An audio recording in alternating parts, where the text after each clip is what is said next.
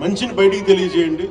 శివుడు అర్ధచంద్రాకారాన్ని ఎలా దర్శిస్తాడు శిరస్సు మీద, హలాహలాన్ని మటుకు లోపల దాచుకోండి, చెడుని మటుకు దాన్ని హైలైట్ చేయొద్దని అది అని చెప్పి. సో నేను తీసుకుంది, అందరూ నాకు నచ్చే మనుషులు ఉంటారు, నచ్చే గుణాలను తీసుకుంటాను, నచ్చని గుణాలను వదిలేస్తాను.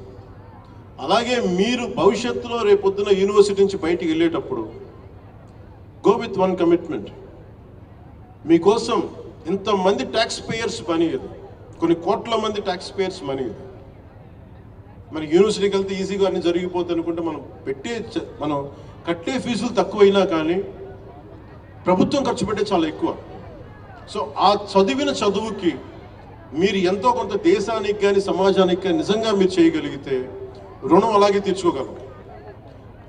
నాకు ఎంత అభిమానం ఇస్తే సినిమాల్లో నేను రుణం ఎలా తీర్చుకోగలిగానంటే, సమాజం భయంతో కూరుకుపోయి పిరికితనంతో అందరూ ముడుచుకుపోతే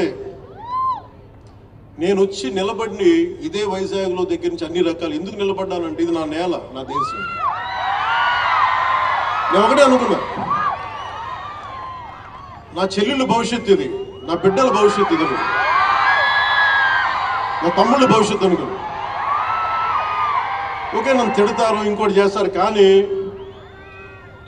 గెలుస్తామో లేదో తెలీదు, ఓడిపోతామో ఓడిపోవచ్చు, ఓటమికి సిద్ధపడి నేను రాజకీయాల్లోకి వచ్చి అప్పుడే బలంగా పోటీ చేయగలను.